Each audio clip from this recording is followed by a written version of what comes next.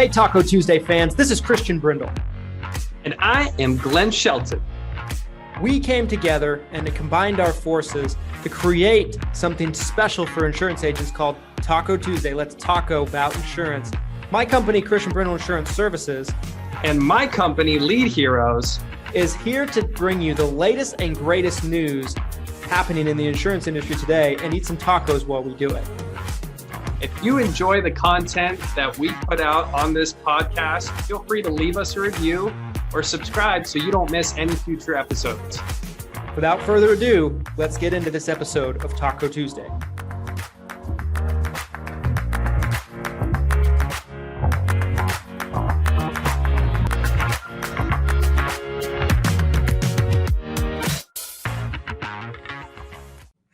Okay. The broadcast is live.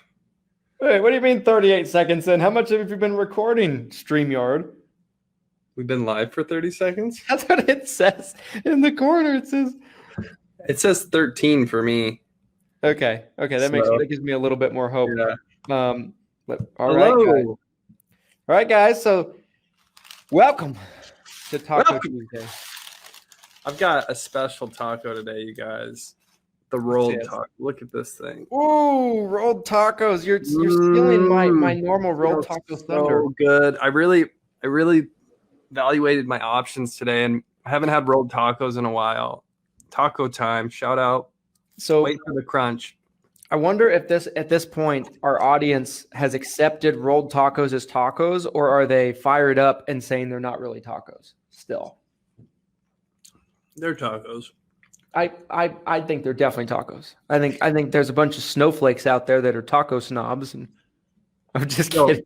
There are taco snobs. It gets crazy too when you start talking about like what state, like where do you get your tacos? Like Southern California, Arizona, Texas.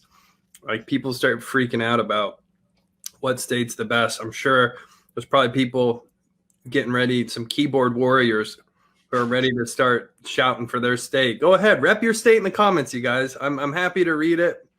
I think tacos are great everywhere. So can you see the comments on the side there, like I can?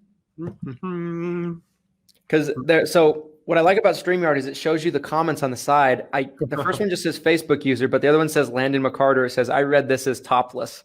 Well, that's funny because like that was kind of the point too. Is like topless Taco Tuesday. Like, you know, there was a bit of an innuendo there. So Landon, bonus points for you, good sir. Yep. Topicless. We've been trying to decide what topic. We couldn't decide, so it's Taco Tuesday. That's the topic today, y'all. I don't feel like we ever need to go back to Zoom. Zoom sucks ass. To me, anyway. I don't speak for everyone. I look 10 years younger on StreamYard. I don't know if it's my lighting today. So people are gonna switch our ages around based on this because I feel like I look older. Maybe you're just kidding. Maybe the week you've had has put some age on you, bro. I don't know. It could be, or maybe I'm just eating that Saturday night. You know what we could talk about? It's the Saturday night cocktail party that everyone missed. That was epic. What are you eating? So my tacos, I have fish tacos today. It sounded so good, and I wanted them. And and also we're doing this thing in our office where the office manager has this app on her phone that does like the Wheel of Fortune kind of thing. So, are you doing credit card roulette for who pays? No, I pay every dime. Oh, you pay. But it's a spinny wheel thing to see where you're buying tacos. Exactly, to see where we're gonna go. So they have like 6 or 7 places on there, and Del Taco won. So I said, get me some fish tacos. Generally, I don't like fish tacos. However, if they're done right, I love fish tacos. And like fresh fish tacos when you're like on the ocean. Oh my gosh. Some of the best. So today's topic is, why does Glenn have why is it not showing me who? It's just a Facebook user. Yeah. So I have to be. You got a bunch of anons in here today. But on Facebook, like I'm watching the live stream on Facebook, I can see the names and everything like that. So that was Price that said that. That's hilarious. Why does Glenn have all those pictures of Christian in a bathing suit? I can't talk about that publicly. I'm sorry, you guys. Yeah, it's part of our deal. Yeah, it's part of our agreement. All those Lead Hero commercials on the channel, they're not for nothing. Christian pays me in bathing suit pictures. Banana hammocks, as they shall be named. And then at the end of the month, Glenn sends me a text. He's like, "Hey, just wanted to let you know."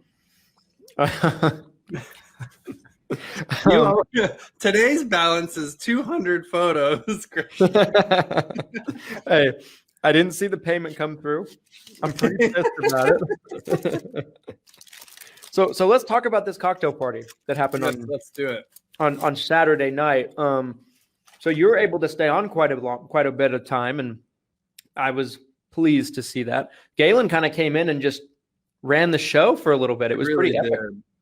It started off kind of lame. I'm not going to lie. At first, I got on there. I was like, not a lot of people on there. Conversation was really slow, like brutally slow. Then Galen jumps in, and she's just running the whole thing. It was amazing. So my favorite part of it was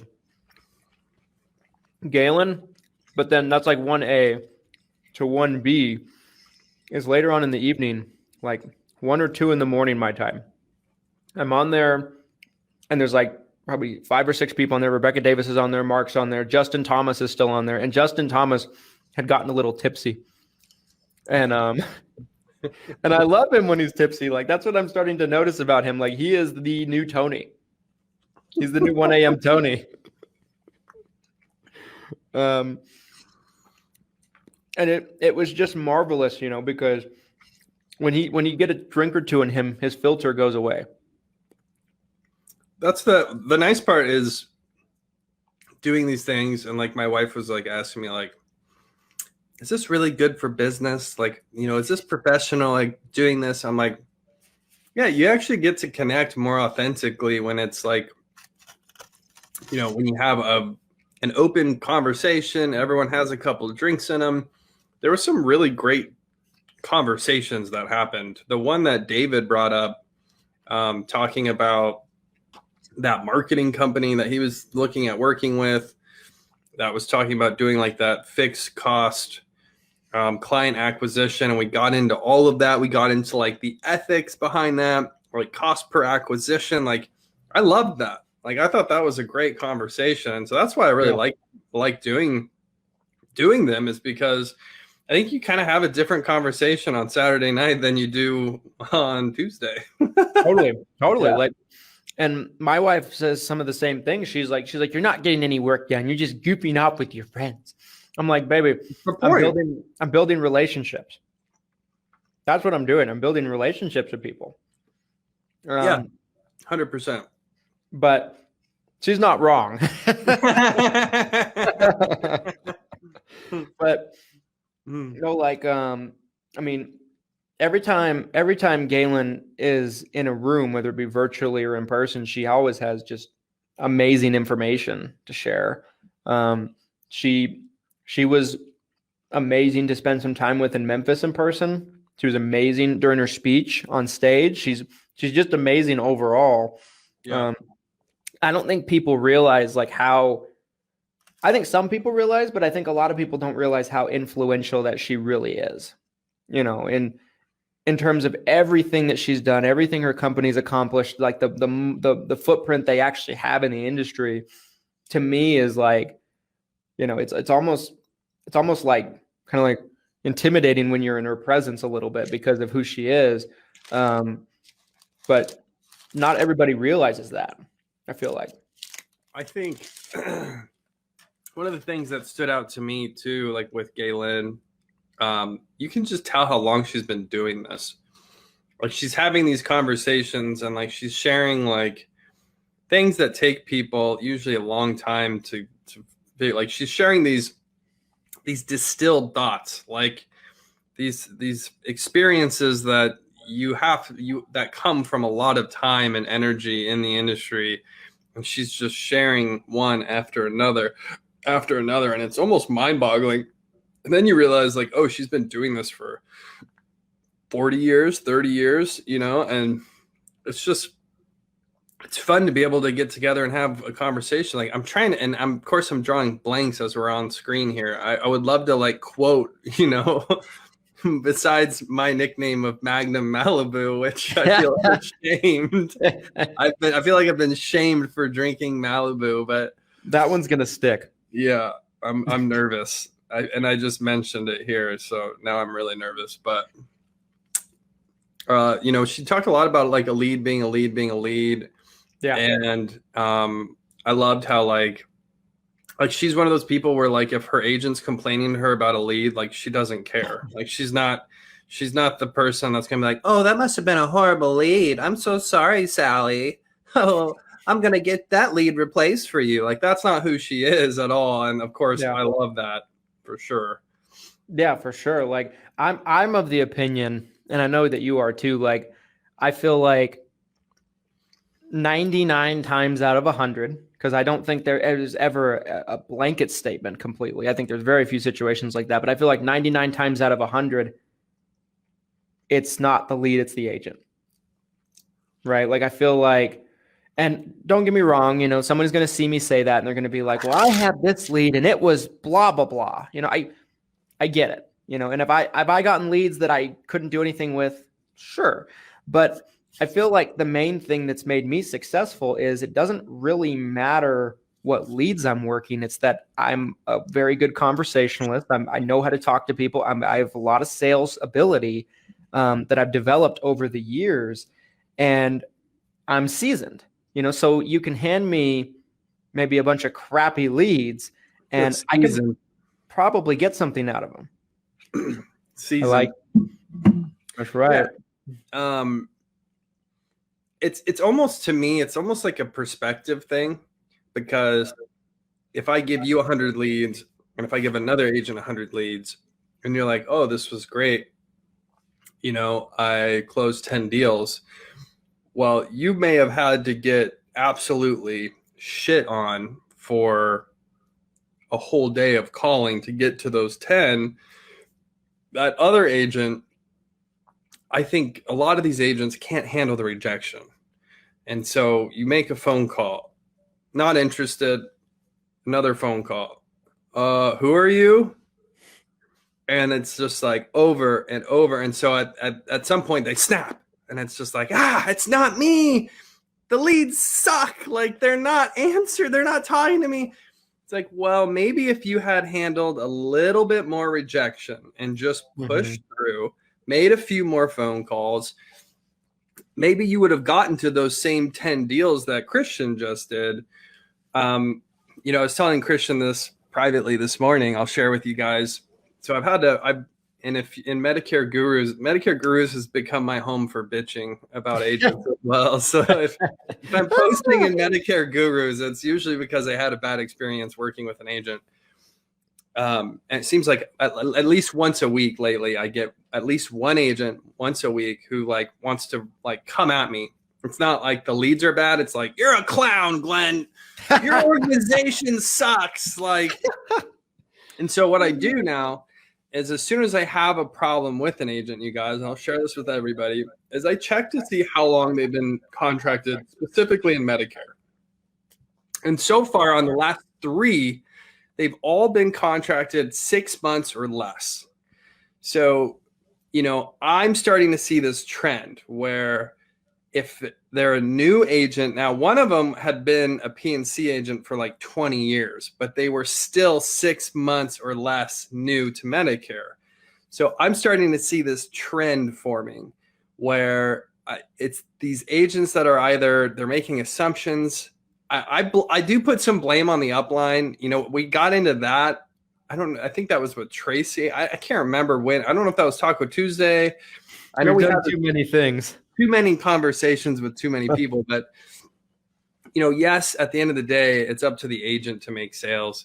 But the upline has some responsibility in training that agent and setting expectations for that agent. So, when I'm seeing these agents that are consistently lashing out and they've been contracted in the Medicare space for less than 6 months, I think it's a multitude of reasonings, but I think, the upline probably shares some blame for not setting them up correctly. I think the agent has assumptions in place where they think that they can get a lead and make a sale, get a lead, make a sale, and that there's like no fall through there. They're going to get 10 leads and make 10 sales. Right. And then just system-based selling. Like, Christian's successful because he has a system in place. He's going to call every lead X number of times. He has a CRM that he uses to track his leads. A lot of new agents have zero systems in place. They're just picking up the phone and they're trying to get a quote out and they're like, and they have no idea what they're doing. So I don't know how do you fix that? How do you help new agents? Like, because again, I'm looking at it, I don't want to just stir the pot. I don't want to just tell these people you're an idiot, even though I would love to say that, right? I mean, there's especially one of these guys recently, but like, what can I even say to this to get through to them to say, hey, I know you're new. I was new at one point.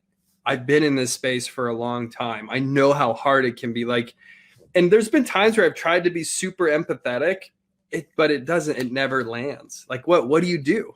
I feel like the first thing that comes to my mind when you say that is like, I think it comes from having conversations like that like this openly out in the open for anybody to actually watch and see, like, I think for me, I never really had that problem with leads, feeling that way. And it's not necessarily because I'm like, this sales, aficionado or anything. That is definitely 100% not the case. It's because I started out cold calling. So I didn't work a lead till I was like 3 years in. So by the time I got a lead, I was like, oh, these are awesome. And they were like the shittiest leads ever because I was used to cold calling. You know what I mean? Like, yeah. And I feel like, I think it was Tracy actually that said this on a cocktail party about a year ago during the pandemic. And he said something and I agree with him. I think I was just more afraid to actually say it out in the open because I didn't want to be criticized by agents. But if you want to be really good at selling over the phone and working leads, it might not be such a bad idea to take a little time and dial data for a little bit of time. Because if you want to be rejected, if you want to be screamed at, if you want to be threatened, that's where you're going to get it, from data, just by cold calling. And, obviously, a ton about cold calling because of everything that Lead Heroes does. But I feel like for me as an agent, when I came in at 20, I didn't know any better. So I thought that's just what everybody did. I thought everybody cold called. I didn't realize when, I started actually working leads. I'm like, oh, there's some people that just build their business off leads, or that's how they started out. I'm like, lucky, and they could be like shared leads and I didn't give a shit, like they were shared with like 25 agents. I'm like, these are the best leads of all time because I was used to cold calling, which is the bottom of the barrel. I think having these conversations openly is the key. Like I'll come out and say this and tell me if you've had this experience too. I always tell people it's average for an agent to be able to close 20% of leads. Yeah, I mean, I go even softer than that because again, I'm trying to set low expectations and my hope is that they're going to over exceed those expectations. I'm also nervous that if I'm talking to an agent that they're completely inexperienced. Right. And so I think 20% is a great number for an experienced agent who knows what they're doing, who has a system in place, who has the contracts, the training, the CRM, like all the things that you need to succeed. I think 20% is a great number. Right. But I tell people 10 to 15%. Like if you call me and you're like, hey, Glenn, I'm looking at buying leads. What can I expect? I say, if you're doing less than 10%, it's definitely a you problem because there's no reason you can't be closing 10% of these.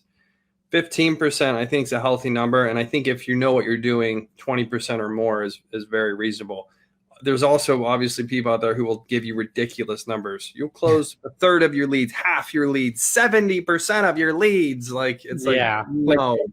Like it's, I think what it comes down to, and I agree with that, by the way. I feel like, if you're closing 20 to 25% of your leads, I think you're above average, right? Yeah, like 100%. average or above average, right? Just depends on how you look at it. But like that, 25% is definitely above average in my opinion. Yeah, I agree with that. I agree with that. Like, and I'll look at my own numbers too. Like I'll have certain batches, and it's never like a exact science either. Like I'll have some batches where I'll close like 5% of the leads, and I'll get another batch where I'll close like 30 to 35% of the leads, or I'll close half the leads. Like I did a video last year where I did a lead concepts order and I closed half the leads. It was like I couldn't miss, and that's not typical. That's not normal, like I said that in the video. I was like, that's not normal. You know what I mean? I'm like, right. I just got the perfect batch for this video. Yeah. It'll happen. Absolutely. But like, I look at it like, if you say a good agent closes 20% of the leads, what jumps out to me from that is that means that a good agent is striking out 80% of the time. And that's what new agents need to understand, that they're not order takers, you're salespeople. That comes back to, again, the perception is if you're focused on that 80% that's telling you no, you're not going to succeed. You won't hang around in this business. You won't be here long, because that 80% is never going to go anywhere. And there's times where it will be even more than that, where 85%, maybe, you get a bad batch, right? So good batch, right? You hit a home run, great area, great timing, you're on fire, you close half the leads. Well, the flip side of it is you get a bad area. Your company that you're really trying to lead with isn't competitive. Like there's all these different things that could come up. Well, now you're at 90% rejection, and mentally, how are you going to handle that? And I've also witnessed too, like, again, I've been around, I feel old when I talk about some of these stories too, but there was this one agent in particular, one of the biggest final expense agents at the time, producing on his own pen. And he started off like floundering, like most agents do, wasn't super successful. How did he go from floundering to number one? And I actually did an interview with him, and I've talked to him many, many times. But it all started, he did neural programming. Like it was almost like self-hypnotism, you guys. Like literally programming himself to be successful mentally. And that's where it's like, why does one agent succeed and one agent fail? I mean, I think it's really all right here. Like winners win, losers lose, like that's really, it might seem like an oversimplification if you're listening or watching this, but yeah, I think it's a total mental game. Yeah, I 100% agree. I feel like everything starts between the ears, everything. And if you can't get that part of it right, the rest of it's not going to work out, like, and I've worked with plenty of agents in the past where like, heard you talking. I was talking mad smack on Zoom, and they heard me apparently. Apologies. We had some technical difficulties. For those of you who are watching or listening, to jump right back into that topic, though, I had a question for you, Mr. Brindle. Yes, sir. When you are facing a lot of rejection, like we all do, what do you do mentally to try to get your head clear, like to get back in the game? And then I'll kind of talk about my approach, but before I say anything, I'd love to hear what you do to try to stay sharp. Yeah. As soon as I start talking, holy COVID. No. So, for me, I always try to have control of my emotions when I'm selling. One thing I learned really early on in my career, especially with cold calling, because cold calling, you got to understand with cold calling, and anybody that's out there that's never done it before. I mean, Glenn, because you've done it before, but anybody that like, I tested it out and everything, and like I thought it worked. Got to move my microphone here. Okay, I am live. You guys, we are having some technical difficulties on Taco Tuesday today. Zoom. Major technical. Yeah, major. You're hearing Christian because we're still chatting on my computer. But we can't get Zoom to work. StreamYard's dropping us every 5 minutes now. So we're going to attempt to continue our Topicless Taco Tuesday through iPhone to iPhone directly through Facebook. So stay tuned. I'm going to stay here with you guys live. I know some of you might be worried. You know, some of you might be wondering. I'm sure there's a lot of you that are like, I've got to have a conclusion to today's riveting episode. And don't worry, we will have a conclusion to today's episode. So just stay tuned. This is a good like intermission. If you need more salsa, you know, for said tacos, go get your salsa. If you're, I like the picture though. Like I like the video. The video looks really good. I know. I love StreamYard. I'm telling you, dude. I look 10 years younger on StreamYard. So we got to figure StreamYard out. But on my iPhone, I look like an old man again, which sucks. But, this is also a great time if you are drinking already. I know it's 5 o'clock somewhere. Go refill that drink. Galen, if you're watching this or listening, time for some more tequila, you know? Tequila. You know, here's a shout out to Mr. McConaughey. Matthew McConaughey, I just listened to his book. I was on vacation. And his drink of choice is tequila on the rocks. Or maybe it was tequila straight. I can't remember. Not my drink of choice at all. I'll say that. I'm not a huge tequila fan, I'd say. Christian, are you a tequila fan? I'm not much of a tequila fan, really, no. Yeah, I don't know what it is about the agave plant and me, but we just don't get along. I think it's, so this is like a super tangent for you guys while we're waiting for Christian to see if he can figure out his life.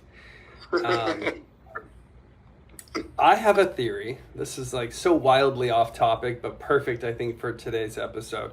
I have a theory that our heritage has a direct correlation. Christian, you guys can't see this, but Christian's giving me looks right now off of the live where he's like, "Where are you going, Glenn?"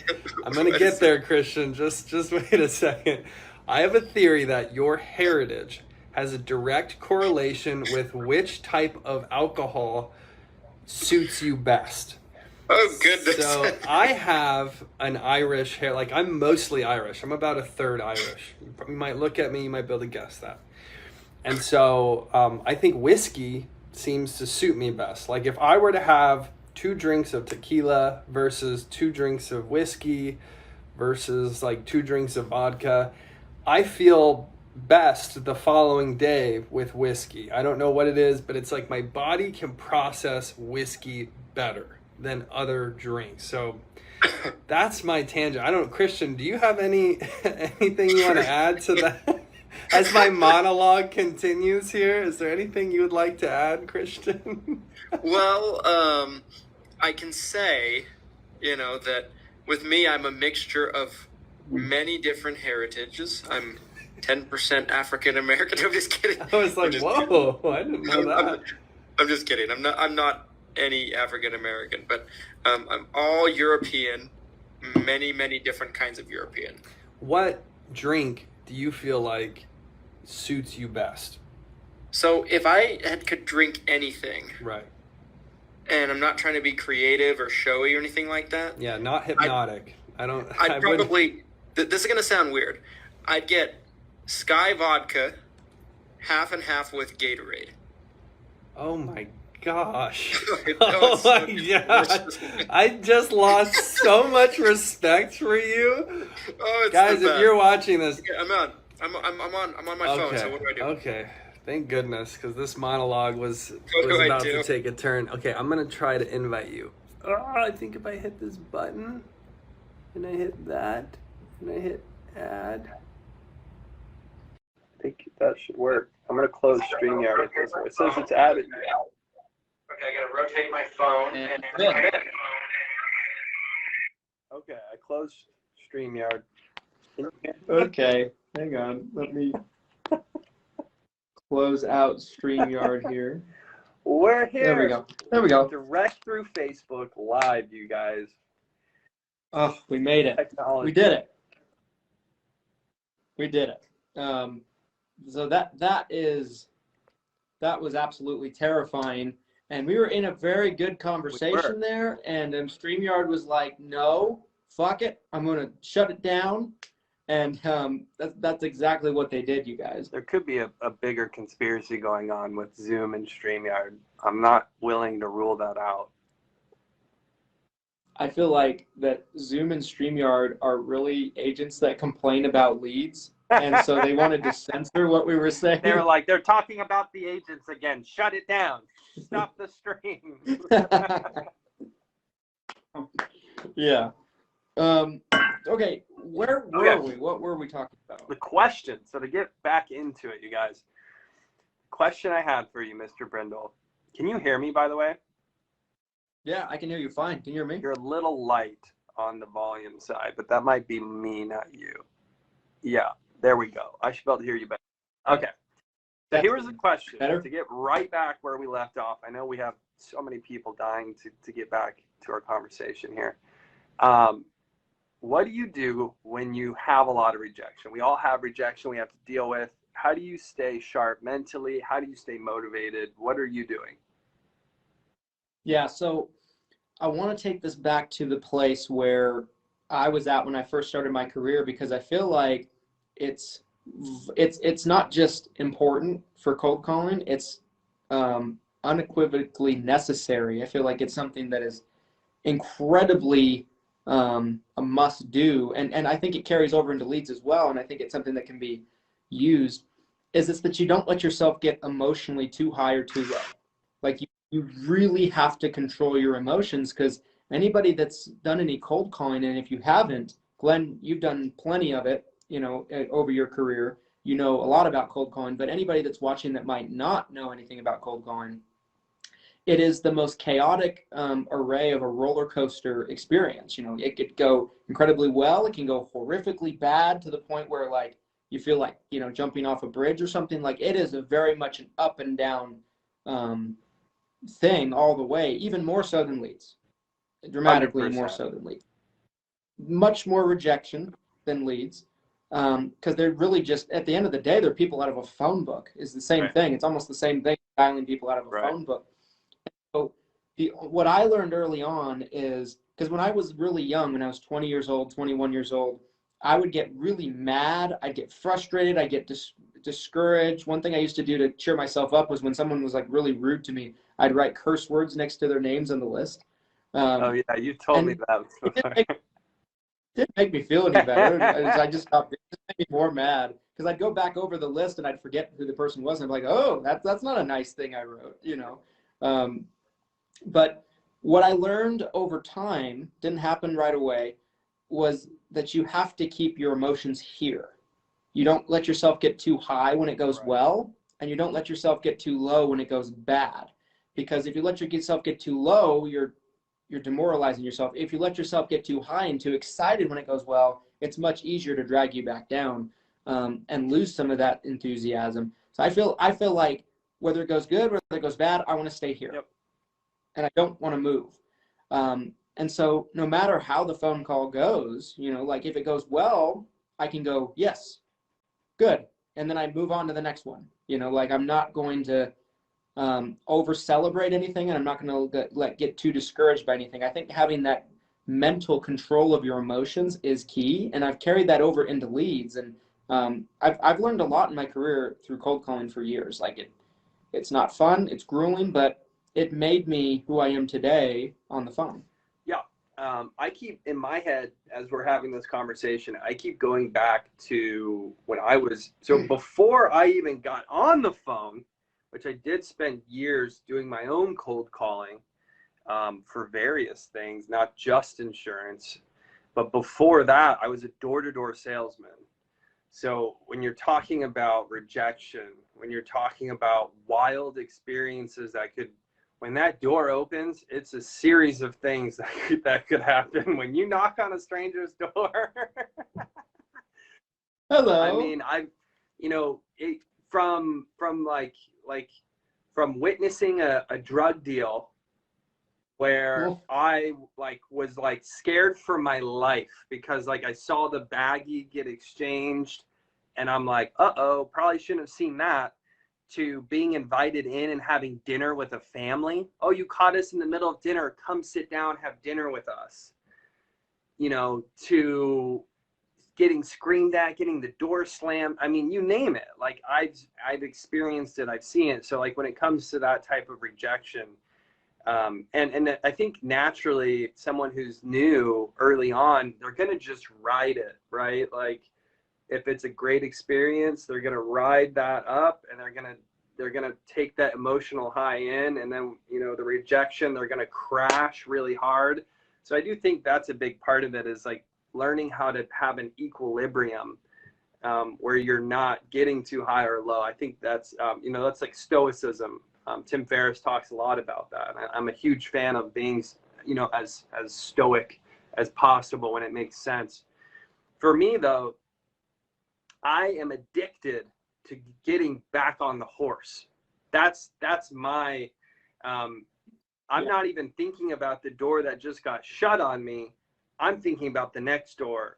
And that was, you know, and yeah, there's days where I knocked 150 doors and not a single person wanted to talk to me. And that's part of the game. And the same thing with the phone. You can call 200 people, 500 people a day, and you might not get a single person that actually wants to talk to you. But at the end of the day, it's a numbers game. Yeah, I think about the episode we did with Mike Gillum a lot. I mean, Mike's such a great example of this. I mean, he's a cold calling king. Shout out to you, Mike. You know, he's networked his way through cold calling to NFL players and talking to their family about doing insurance deals. Like that's not like entry level thing. Like that's top level stuff that he's doing in a huge way. And it just, how do you do it? It just comes from, you know, you got to have that thick skin. Like you got to really be ready to take a beating at any point, honestly. Yeah, for sure. Like and that's such a great point as well. I mean, it's all about the next call or the next door, or the next, you know, sit down, the next appointment. Because I mean, it might sound cliche, but you know, I heard somebody say in a Clubhouse, if I got anything from Clubhouse, it was probably this saying, because I remembered it. They said, you know, it might sound cliche, but if something sounds cliche, it's probably because you hear it a lot, and you probably hear it a lot because it's true. So it might sound cliche, but it's probably because it's true.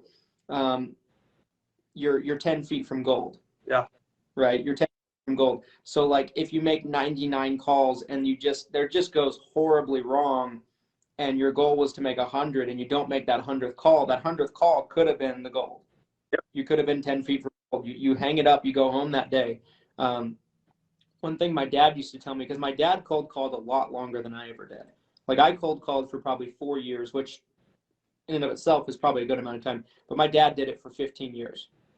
Insane. And so I have a lot of respect for my dad at the end of the day. Like, you know, we do not see eye to eye in everything, and we haven't in my career, but I have a lot of respect for him in terms of how he built his business, because he was a freaking grinder. He was a hustler. But he always told me, like, you know, cold calling, you have certain days where you feel like bashing your head into the wall, and you feel like you're getting nowhere. And it feels like, you know, it's just as useful as bashing your head into the wall. But sometimes when you're bashing your head into the wall, this might not be the perfect analogy, but sometimes when you're bashing your head into the wall, or you're trying to break through a wall or another side of something, it might seem like you're getting nowhere, and then all of a sudden you hit, and then it starts to give away. You know, you just don't know. And that's really how I equate prospecting, law of large numbers, cold calling, calling leads, all of that. It comes through mass volume. The volume game is what's going to win in the end.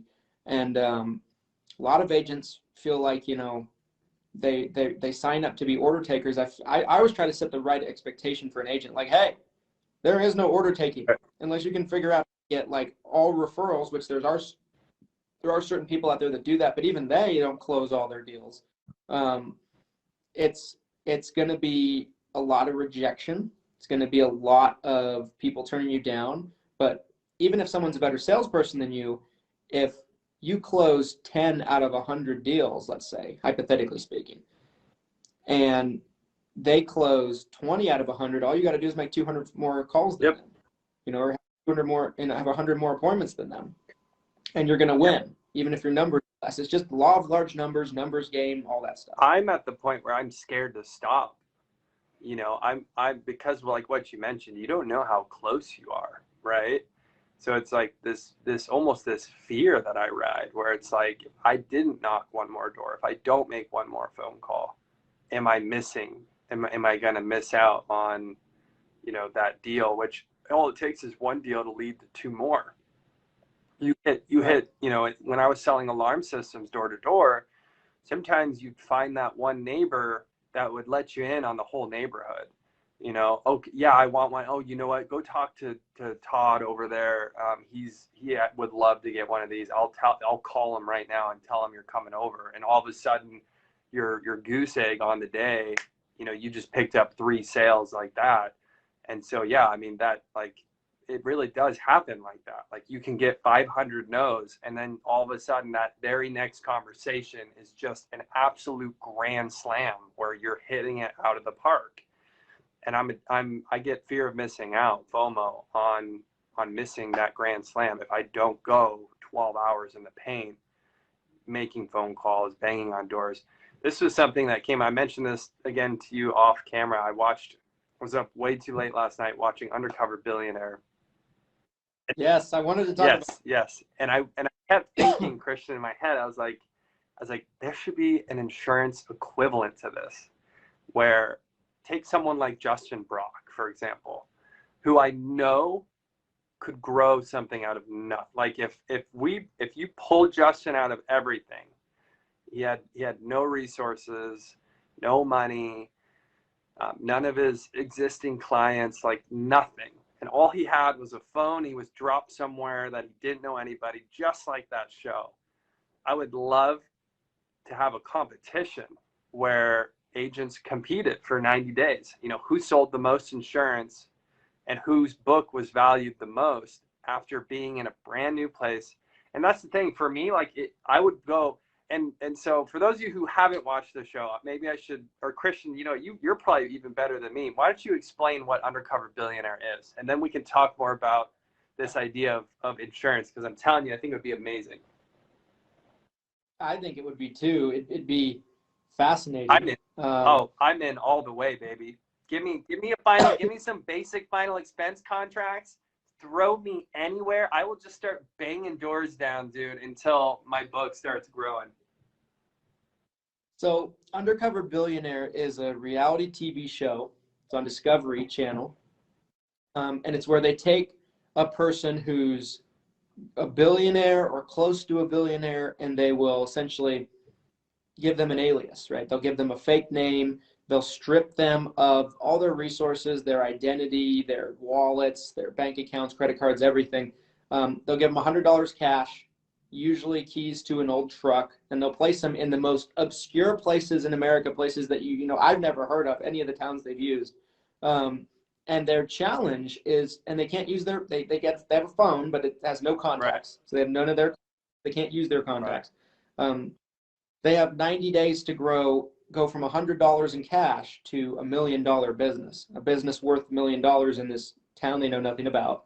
And so the first season, there was a guy named Glenn Stearns, who's a real estate mogul, that so they essentially, what city was he dropped Erie, in again? Pennsylvania. Now, mind you, I'm only like halfway through, so don't spoil. Don't you? I won't say any more. But he did the challenge the first season. The second season, which I just got done watching, was they did 3 different people, which I thought was stupid and dumb. But they should have just done one person, like they did with Glenn. But anyway, they did these 2 chicks. One of them was like the ex-wife of like Timberland or something like that, and the other one was like a real estate developer or whatever you want to call it. And then there was Grant Cardone. And I wanted them to just do the whole thing on Grant Cardone like they did on Stearns, but they didn't. But anyway, so I just got done watching that, and the show is wild. The show is like really, really wild. Like how far are you in the season 1? I think I just wrapped episode 3 or 4. So like the last thing that happened So like he gets on the phone with the attorney, and the attorney's like, you're not getting these licenses for 100 days. Like, and you can't do business until you, and so then he flips. And that's what, like, I love, like the quick pivots. Like, and because he knows he's got this deadline, it's just just making decision. Like, there's no time to waste. You can't waste a dollar. You can't waste a minute. And so he immediately pivots from the brewery to, I'm going to start, and spoiler alert, I guess, for those of you who haven't seen any of this yet, I just yelled at him. So spoiler alert, turn it off here if you haven't seen it yet and you want to watch it. But he's pivoting now to which I think this is a better business, in my opinion. Don't, sell other people's beer. You don't need to craft the beer. There's plenty of markup if someone comes and sits down at your restaurant, if you do it right, and if you're selling large quantities. And I also loved the idea he wants to also, it's kind of vertical integration, really. Like, he's talking about, well, not only am I selling in the restaurant, but then maybe I have a wholesale distribution that's happening on the back end of the business, like stuff like that, which I thought was genius. But that's right where it's at. So it's like episode 3 or 4 in. But yeah, I think he's legit too. Like, I think he's a hustler. I think it's real. I do too, because you've seen the part already where he's in his car, sleeping in his car, and he's freezing to death. He starts throwing up. He goes to the hospital. Like, the shit gets pretty deep on it, And I think it's fascinating because I feel like there's some people in our industry to where if you gave them maybe a similar challenge, I don't know if it'd be $100 like that or if it'd be like 1,000. I don't know. But you gave them $1,000 and it's like, okay, how much business can you write in this amount of time? And what would your book of business be valued at if you tried to sell it? I think it would be fascinating to see several key people put in that situation. I think what would be fascinating too is allowing the agent to pick what they want to sell, because when the evaluation happens at the end, that's the finish line. And so, if I'm selling final expense, that's probably what I would do. Is if I got dropped off, I'd probably sell final expense because I know the product really well. I've done so much of it. I love the guaranteed issue. I can get cash fast, I was shocked how long it took him to get any type of cash flow. But mind you, it's $100 and you're in the middle of nowhere. That's the beautiful part about final expense, you guys, is you can get that cash flow super fast. I mean, there's carriers that will pay in 48 hours. So if I'm dropped off somewhere, I'm going to be banging doors for, a week straight. And I guarantee you I would have something come through and I could start that cash flow game. But it would be a wild ride to see. It'd be crazy if someone spun up a call center in 90 days, and they got imagine a 100-seat call center that got spun up in 100 days. But I don't know how you would license all those. I mean, I don't know, but that's the part of the show that's crazy is sky's the limit. You just have to get to that $1 million,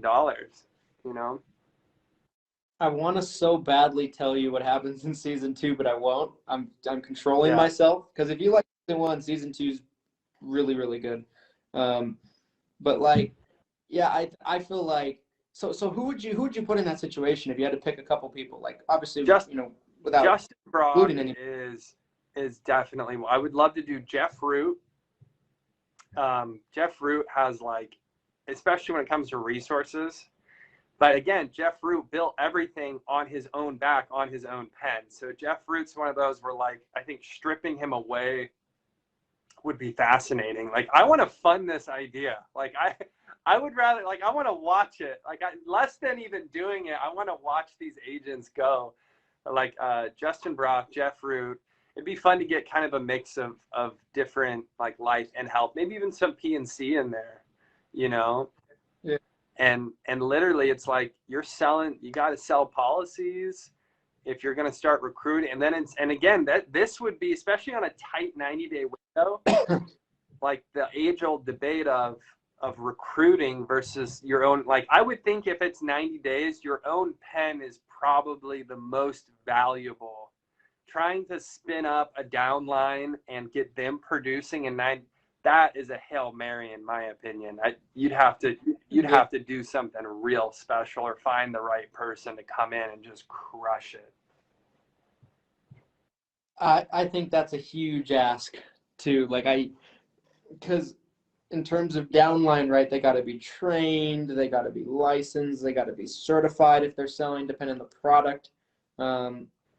I think there's a lot of states that are doing temporary licenses right now where people can literally get a license for nothing. I just saw on Ohio's Department of Insurance website that they're doing temps. I know Texas was doing temps. So, and I think temps are like 90 days. So you could spin up a huge downline that's not legitimately licensed.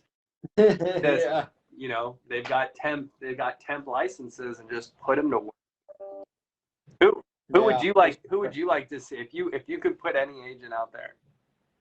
Would you do it? If this was real and I was like, hey, this is happening, would you do it? Well, I think my wife would divorce me if I left anywhere for days. But taking that part out of the equation. Remove Stormy, come on. Remove that from the equation. Okay. Oh, let's say I'm divorced. Let's say she already divorced me. Let's say I did something. So it would do. There's so many questions that pop through my mind because what I'm good at is selling Medicare Advantage. That's what I'm really good at. Like if back's against the wall, I'm good at that. I'm good at MedSup. How do you compliantly cold market to your favorite product? Yeah. Right. Yeah. That's awesome, the thing, right? you know, like, so that gets me started to where like, okay, let's say it's not $100. Let's say it was $1,000 that you have. I don't know. So my first, so what would I do from there? You know, I'd have to turn that $1,000 into some leads if I was selling Medicare Advantage, because Medicare Advantage, like you said, you can't cold market it. You know what I mean? Like it's just such a weird product. So I'd probably have to try to do some MedSup stuff, which I can definitely do. There's no problem. The area like Erie, where Glenn Stearns is, I mean, that's probably a strong MedSup area. I bet there's not a big network of MA there. So if you're out in the sticks somewhere, MedSup might be the hot product anyways. That's true, yeah, because knowing the type of places that they drop people in, probably very accurate with that. There's probably not a huge like metro area with Medicare Advantage. I mean, it would depend on the details, but like if I was competing against, say, Justin Brock, I think he'd wipe the floor with me because I don't think I'm on his level yet. I'm coming for you, Justin. If he got dropped in the South, Justin would have like a $10 million business in 2 weeks, bro. Like it would be insane. Yeah. He's got his charming accent. Yeah. I don't have that. You know, like people say I have an accent from Utah. I don't think I have an accent, but people never think they have an accent, no matter where they're from. But so I would say Justin Brock. I would say. I would love to see Tony. I'd love to see Tony and let's get Tony out there. I'd love to see Tony out there. Tony sleeping in a car or something. Tony's at the homeless shelter. So, who would I put out there? Maybe Cody. Cody would be a good one. It'd be interesting to see how that happened. Like I think I'd put Justin out there. I'd put Cody out there. Josh Lustig maybe. Josh would probably crush. I'm thinking of big names that come to mind. I wonder if it, like, how could we set that up? Like, how can I sponsor this? Like, I want this to happen. Like, well, first you got to convince all these guys to leave their businesses and their families for 90 days. Yeah, that's the thing. But what do you give them to make that worth it for them? I mean, I think there has to be prize money. I think we would need to get like sponsors prize. It's probably got to be like 7-figure sponsorship prize money. I think we need like a title. If that was the prize, it was 7 figures prize money, I would throw my hat in for sure. I'd be like, let's go. I don't know. You know, dude, it would be brutal. It would be brutal. It would be brutal. there would be so much tied to where you get dropped too. Like, Right. that's such Right. Like, what's available, Yeah. like, and the other thing is you have to learn the products in that area Correct. too. So like, I'm taking everything back to Medicare because that's what I Right. know. But like with Medicare, right? Like if you're selling med subs, it's not too hard. Like but here's the thing, like what tools do you have available? Like, would I have CSG? Because if I don't have CSG, there's other places I guess I can look at Medicare supplement. Well, I was thinking, again, if this was a reality, I would probably say everyone gets an iPad that they can do e-apps on. I think that's only fair, right? Sunfire. Give me Sunfire on that app. So I think the technology's there. I think there's no resources. I think the money's extremely limited. No contacts, no clients. You're literally just a licensed agent with $1,000 to your name in a city that you've never been in before. So here's a question for you. Here's kind of a devil's advocate question. Would someone be allowed to create a fake Facebook account or whatever and run ads? Like, could they run ads? Like, could they run digital ads? Again, according to the parameters there's nothing stopping anyone in the show from running marketing, right? Like the only thing is though, if you run marketing with your last $1,000 and you don't, it doesn't deliver. You don't deliver on your marketing, then you're done. Which again, that's a classic agent. That's a classic agent conundrum. How many agents take their last $500 and it's like they're sitting at a slot machine and they just push it into whatever marketing they think is gonna work, and they lever that and they're like, come on, big money. Like, that's like probably 30% of the agents that fail out every year. For sure. Like, I think if you I think if you're good at running digital ads, I think some of these guys that run digital ads, not putting myself in that category, sometimes they work for me, sometimes they don't, but like there's certain people where like, it's like they turn on a faucet, and they just know that it's going to kill, like it, or maybe not necessarily kill, but they know they're going to get like worst case scenario, X amount of dollars per lead, best case scenario, X amount of dollars per lead. But you can also cap it. You could be like, I want to spend $5 today and see what you get. So you could really try to kind of trickle it. For sure. Like, the other thing too is like, if you're not doing digital marketing or digital, like let's say you're spending any money on leads, right? Like you might see people come right in and they try to just do all grassroots shit, and that's definitely a thing. But for my first reaction is I'd want to take at least some of my money and get some leads, like throw some gasoline on that fire. And if you're not doing digital marketing, what are you doing? Like, you do direct mail that comes back 3 weeks later, and then you have 60 days left. Right. It's an interesting thing. It's an interesting thing. I think events. I think seminar guys. If you're a seminar guy, this could be where you shine. And again, this is why I go back to Justin Brock. He's got a little, like, when it comes to that face-to-face, like, I'm in your city, like that's totally his niche. Like when I talk about Jeff Root, like Jeff's one of the best life insurance salespeople I've ever met in my entire life, hands down. He wrote the book on it. Like, he is the guy, but it's all digitally and it's all over the phone. So I don't know if Jeff was trying to do this all face-to-face. I don't know how he'd do. David Duford, David would crush. Yeah. David would probably drop in and he'd be banging doors too, I'm sure. And just Duford. Yeah. I can imagine Duford. I think he'd do pretty well. Like, of course, if it's just about how much money you generated at the end of the day, a life guy would have an advantage over a Medicare guy. Well, not if it's if it's a lifetime client value. So the life guy, the advantage to the life guy is he's going to have more cash to play with up front. The advantage to Right. the Medicare salesperson is you're going to have a higher evaluation on your clients when the evaluation gets done, because those final expense clients are worth almost nothing on your books besides the first year Right. commission. I mean, you get like your renewals at best are going to cover your loss on policies falling off. Like that's what most agents I feel like do.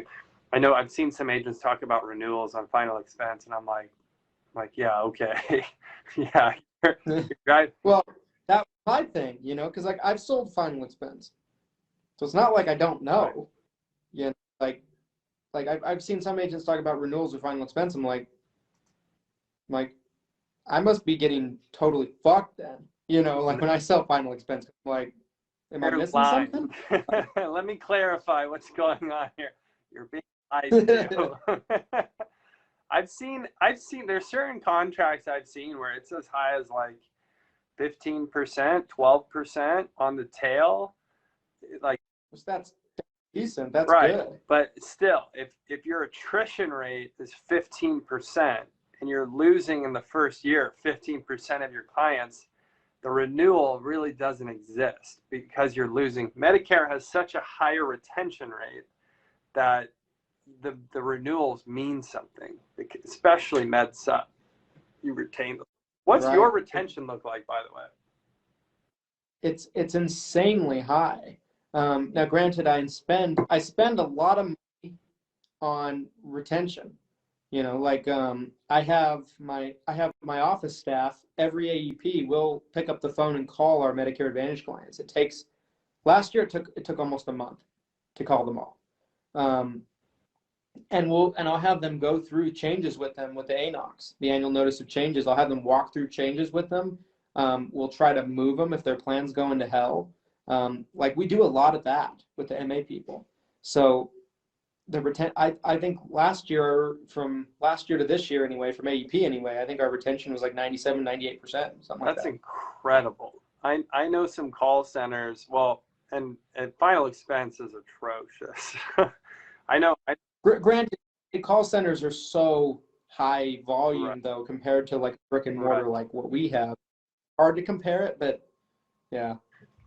But you're losing so much business on that retention. That's the thing. Like you have to it's a math equation, because you have to factor in what's your cost to do that. Like you mentioned, you have staff that literally focus on retention. So there's the cost of losing that business, the cost of keeping it on the books.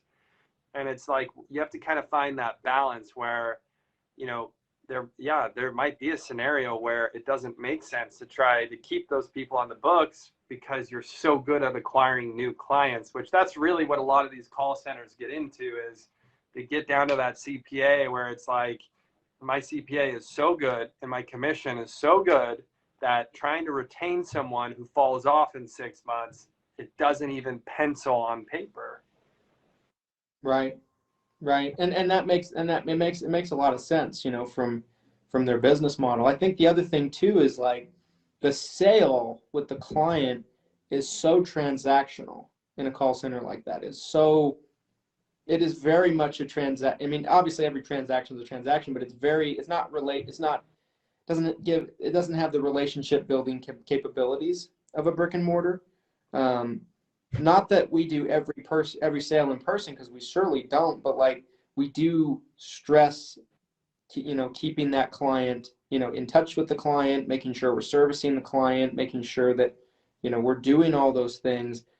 And if we just flushed all that down the toilet, let's say, and went head over heels and went in on complete growth, we would grow, but we'd lose some too.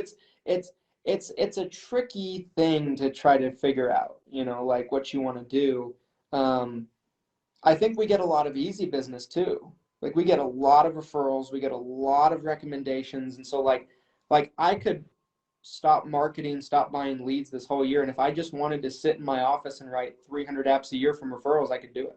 That's nice. Yeah. I mean, that's a nice place to be, is to be able to not market. And I'd say, again, in my business, it's probably close to the same way. Like we get a ton of referrals. People know our names. We're ranked on social, like on SEO. Like we have our rankings, so people find us.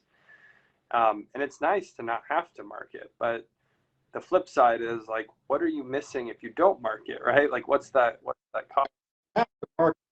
Like I feel like that's exactly it. You're missing out on a ton if you don't market. Because like for me, let's say, we write, like let's say hypothetically speaking, we would write 200-300 apps a year just from referrals if we just said screw it. We're not doing anything else but just taking on referrals and servicing clients.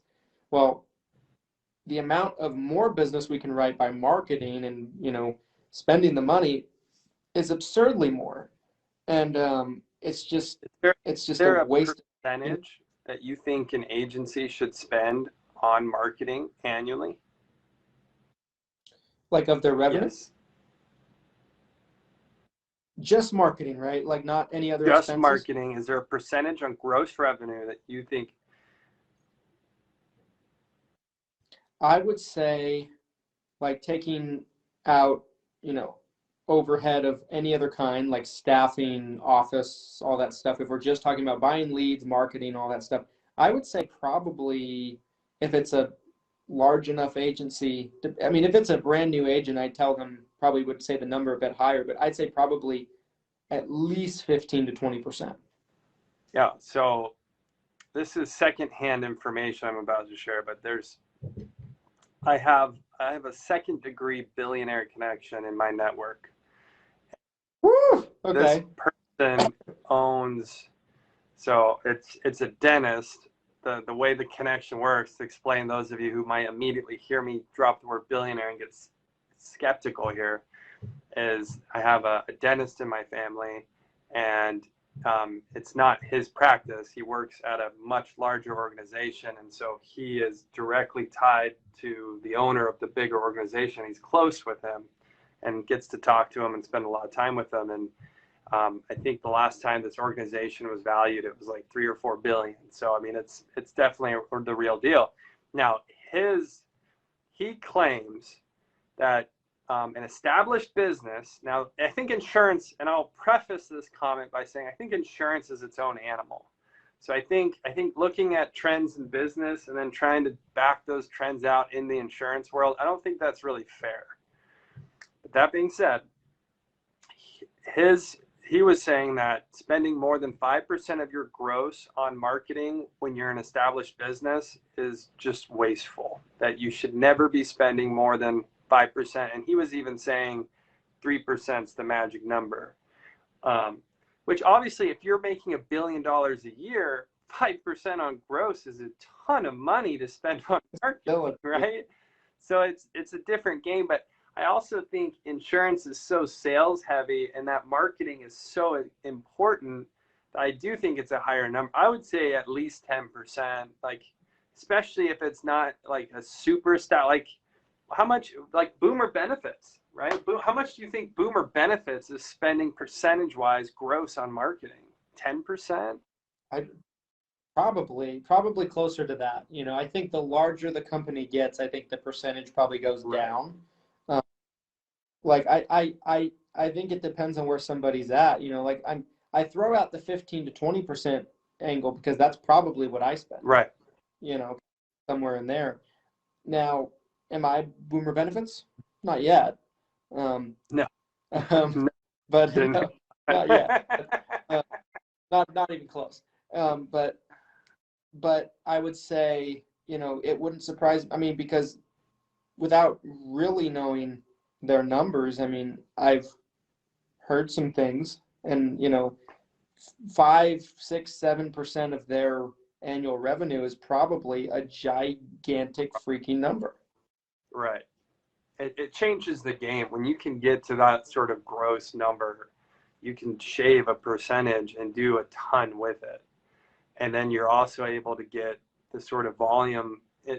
Law of large numbers again. You can spend less and you're getting more because you're able to get discounts on that marketing because you're doing such big volume. So like the whole thing breaks down in your direction the bigger you get. So I totally agree with that. But I still think insurance is going to be a heavier market. You're going to spend more on marketing and insurance, where like it's like real estate, insurance, you know, something like a doctor or a dentist. They don't really have to spend a lot on marketing generally anyways. These people find them. They're local. They're searching for them. An insurance agent, you have to be a bit more proactive, I feel like. Yeah, for sure. For sure. I think it's interesting in how many ways our industry is unique. That's definitely one of them, is because, like, I think I heard Landon McCarter say this recently, because he was a digital marketing guy for tons of different industries before he got started doing insurance. And he was like, I think I heard him talking about how insurance is it's so focused on, like, you know, instant ROI, you know, cost per lead, you know what I mean? Where like other industries, they're like, okay, we're going to run this commercial, or we're going to run this ad and see if it brings in some business. But like insurance agents are so focused on like cost per lead and like all those little things. It's interesting for insurance because it is very unique. Yep. No, I totally agree. Well, I think between part 1, 2, and 3, I think we're probably close to our time, or potentially even exceeded our time on our Topicless Taco Tuesday. Our topless Taco Tuesday. Where Christian and I at the end, we both go topless. All right. You're a back guy. Then people would the back. See, I go front, right? then people would see if I really have the tattoos that I say I do. Stay tuned. Stay tuned. Whoa. I need to get a tattoo. I don't have a tattoo. I get I'm a hoodlum. I'm a hooligan. Yeah, you're a criminal. You and your black and milds, bro. I'm very I was watching you blow smoke on the camera, and then I was watching it bounce back and hit you in the eye, covering your eyes, and I was like, is he really doing this? I was like, is he really blowing smoke in his own eyes on camera? Like, oh. I was pretty hammered at that point in the evening. I know. I think we all were. My defense. Oh my god. I'm texting my wife, and I'm like, hey, I need some cigars. Go get me some cigars. And she's like, no. I'm like, no. Yes. Go get me the cigar. Like, I'm smoking cigars in the house tonight. You're getting love. Yeah. That was epic. All right, final thoughts, Mr. Brindle. What do you got? Oh man. So I would say, you know, for this Topicless Taco Tuesday, I think the conversation turned a lot into leads and sales and things like that, which I love. I could talk about it all day.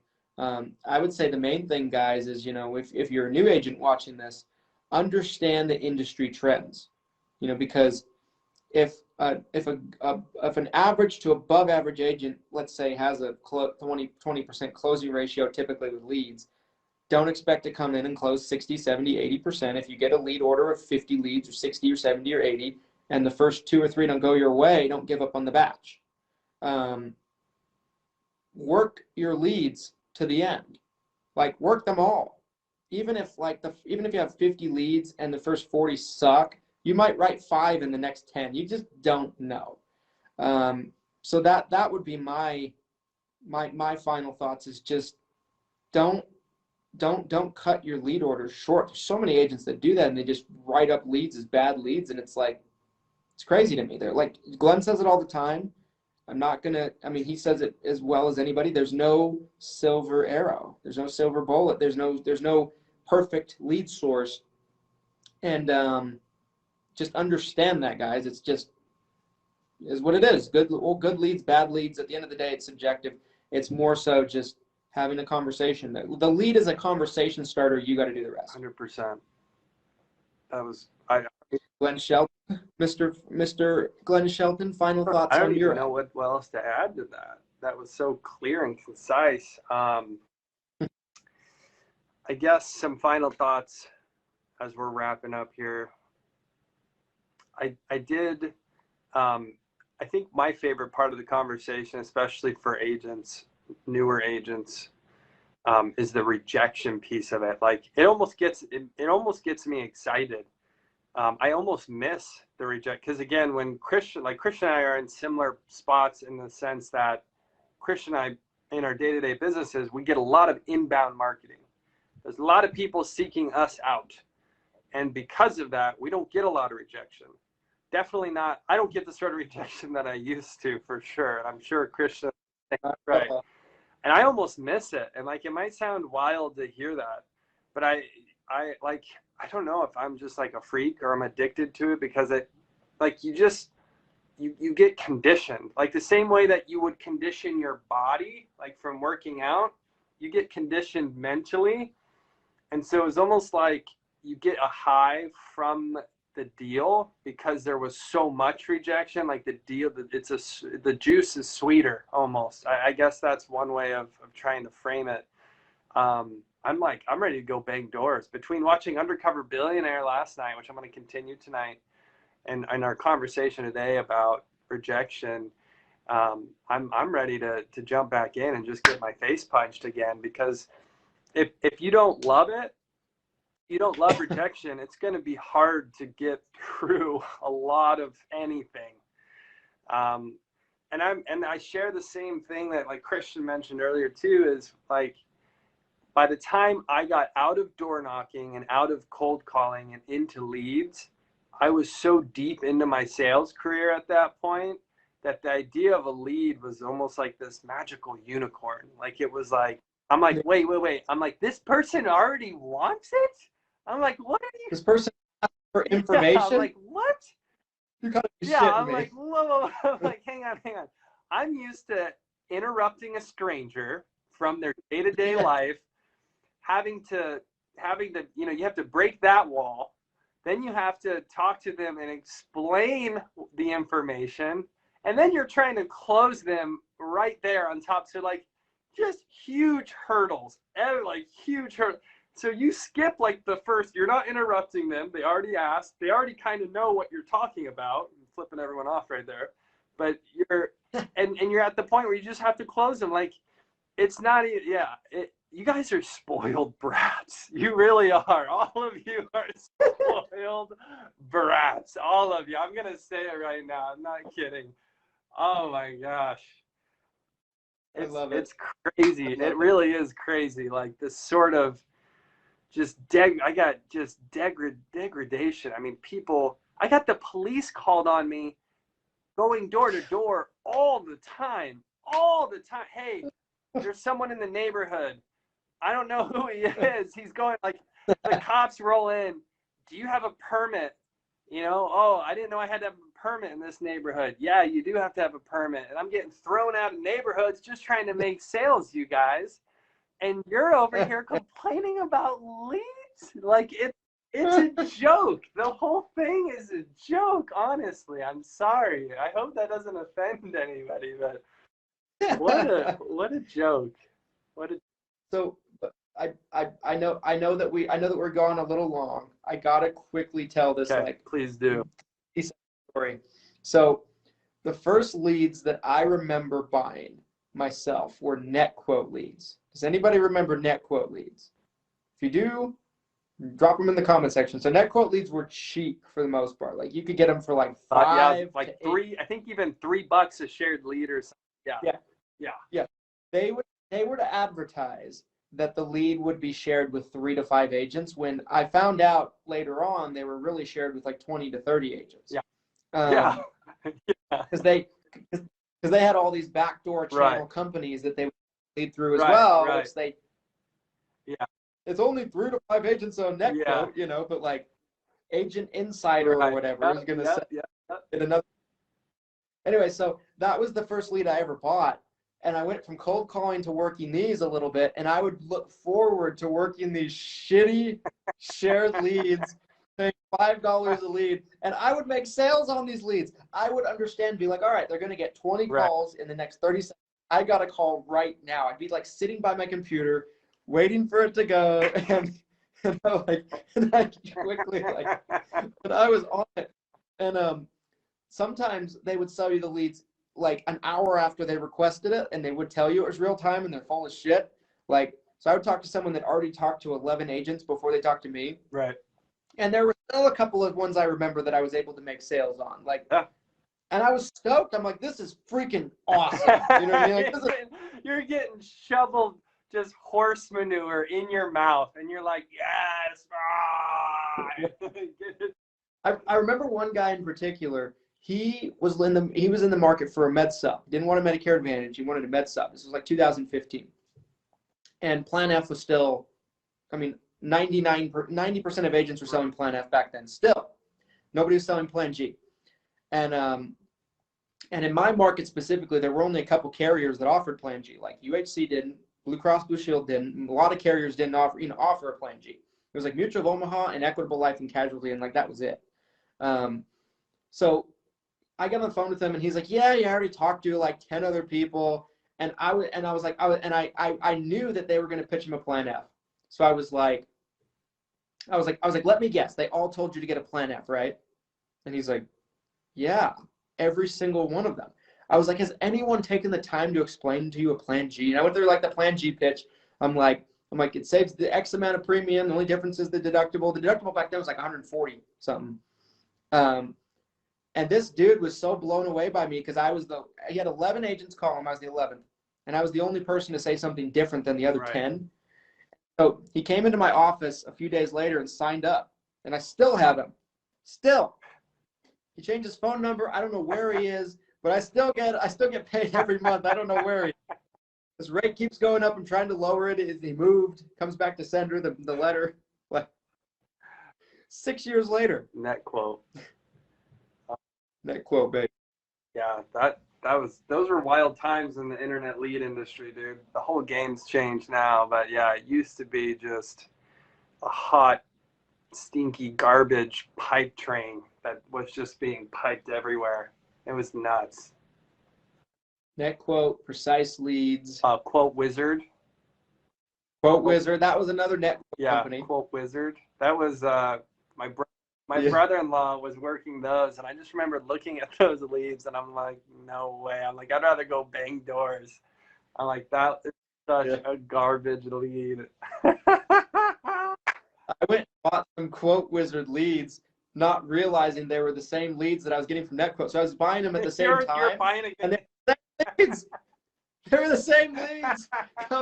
You're paying double for the same leads. You're competing with yourself. It was like 75% the same names, same everything. Oh my gosh. Well, and then it's all backdoor deals because like I think Colonial Penn was selling their marketing. So like Colonial Penn would spend a ton on marketing, and then it was like the leads they didn't close, they would sell to someone like Quote Wizard. And then Quote Wizard turns around and sells them for like $5. Like it's the garbage of the garbage, dude. That's hilarious. Nobody's experienced that. I'm sad. I'm sad that doesn't exist anywhere. Everyone should have to work it should be like a year of cold calling or cold knocking, followed by like a year of Quote Wizard net quote. And then you can and then you can start doing like age direct mail leads and just like slowly climb your way up to some quality. And net quote turned into all web leads. Remember that? That's a name that a lot of people recognize. So like all web leads is what net quote is. Net quote is what all web leads used to be. Yes. Like the same company. Yep. Merger acquisitions all day. They just came. They snapped up a bunch of companies. I think didn't all web leads get hit with like a $700 million fine for like compliance and like they went bankrupt? Yeah, I think so. I haven't heard the name for a long time. I know they got in trouble. Yeah, and it was like a really stupid compliance thing where it was like I thought there was something about how their web pages were structured. Like they just had to have like. And because of that, and because of the volume they were doing, they were just like, okay, here's a $700 million fine. Like, what the heck is wrong with you guys? Like, why would you not just be compliant with your web pages if you're doing billions in business. Like, what in the world? It's insane. Crazy. All right, I gotta go Crazy. before my wife kills me and buries me in the backyard at this point. All right, guys. Good one. Well, it was Good Taco Tuesday. We'll see you next week. Signing off, taco fans.